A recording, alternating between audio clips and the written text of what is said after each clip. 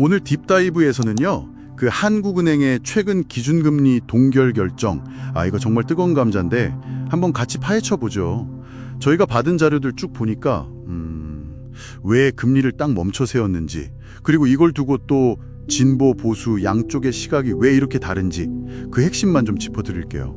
아마 이 복잡한 경제 상황 속에서 당신만의 관점을 세우시는 데 도움이 될 겁니다. 네, 바로 시작해 볼까요? 네, 사실 이번 결정의 핵심은 뭐랄까 늘 그렇듯이 성장이냐 안정이냐 이 줄타기 같아요. 특히 한국의 그 가계부채 수준이 정말 발목을 잡고 있죠. GDP 대비 222.7%라고 하니까요. 국제결제은행 BIS가 보통 위험 수위로 보는 게 100%인데 이걸 뭐 2배 이상 훌쩍 넘었으니까요. 이건 정말 단순한 걱정 수준이 아니죠. 그렇죠. 222.7%. 그래서 2025년 7월 10일이었죠. 한국은행 금융통화위원회가 기준금리를 연 2.50% 여기서 딱 동결했습니다. 근데 이게 바로 직전, 그러니까 2월하고 5월에는 연달아서 0.25%포인트씩 내렸었잖아요. 네, 맞아요. 그랬는데 이번에 딱 멈춘 거라 이 쉼표가 더 눈에 띄는 것 같아요. 근데 이게 단순히 그 부채 비율 숫자 이것 때문만은 아니겠죠?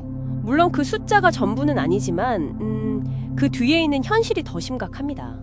특히 최근에 다시 좀 들썩이는 서울 수도권 집값. 이게 아마 결정적인 영향을 미쳤을 겁니다.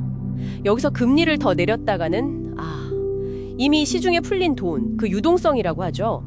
이게 부동산 시장으로 더 몰려서 거품을 키울 수 있다. 이런 우려가 상당히 컸던 거죠. 집값.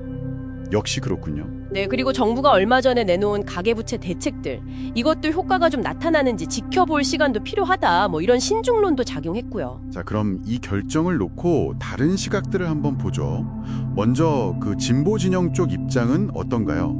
금리 동결 자체는 그래도 필요하다고 보는 것 같던데요. 네, 일단 동결 자체에는 어느 정도 공감하는 분위기는 있어요. 왜냐면 그 전에 저금리가 너무 오래 지속되면서 자산 격차가 너무 벌어졌다. 이런 인식이 있으니까요. 그렇죠. 저금리 때문에. 네, 근데 이제 더불어민주당 같은 경우 글쎄 이러면서 약간 유보적인 반응을 보였잖아요. 맞아요. 약간 애매했어요. 그게 뭐냐면 이게 근본적인 해결책은 아니라고 보는 거죠. 진보 쪽에서는 가계부채를 그냥 이 사람이 돈 관리 잘못했네 이런 개인 문제로만 보진 않거든요.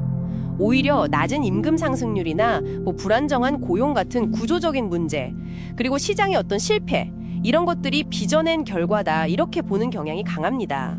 구조적인 문제로 보는군요. 그렇죠. 그래서 금리만 올렸다 내렸다 하는 이런 통화 정책만으로는 한계가 너무 명확하다.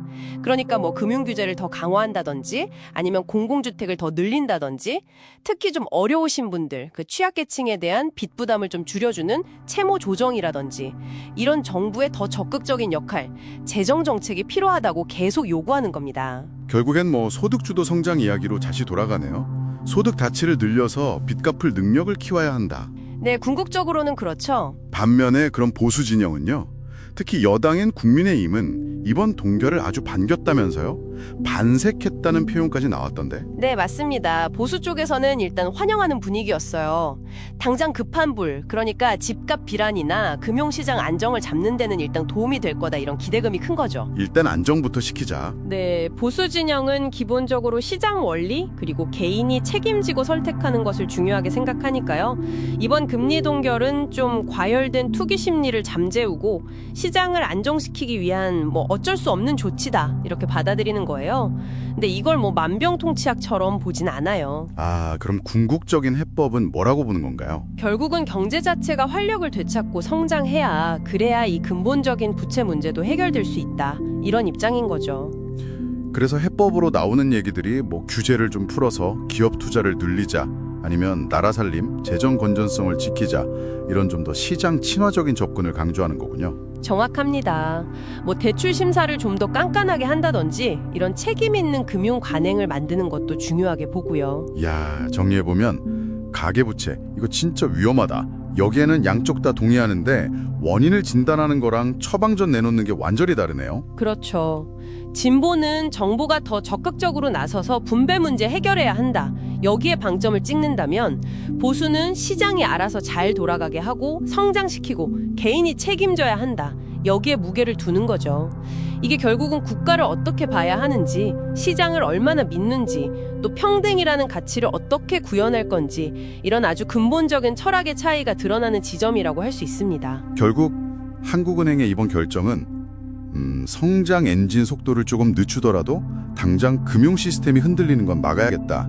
이런 어찌 보면 참 고통스러운 선택이었네요. 그리고 이 선택 하나를 두고도 이렇게 진보와 보수의 시각이 첨예하게 갈리는 걸 보면 이 문제가 정말 풀기 어려운 숙제구나 싶습니다. 자, 그래서 여기서 당신께 한번 마지막으로 질문을 던져보고 싶습니다. 이렇게 정말 심각한 부채 더미 위에 서 있는 상황에서 단기적인 금융 안정, 그리고 또 장기적인 성장 동력 확보, 거기다가 또 소외되는 사람 없이 다 같이 잘 사는 사회적 형평성까지, 이 세 가지 목표 사이에서 정책 결정자들은 과연 어떤 균형점을 찾아 나가야 할까요? 어떻게 그 아슬아슬한 줄타기를 해야 할까요? 아마 이 고민을 함께 해보는 것이 앞으로 우리 한국 경제가 나아갈 길을 이해하는 데 중요한 실마리가 될 겁니다.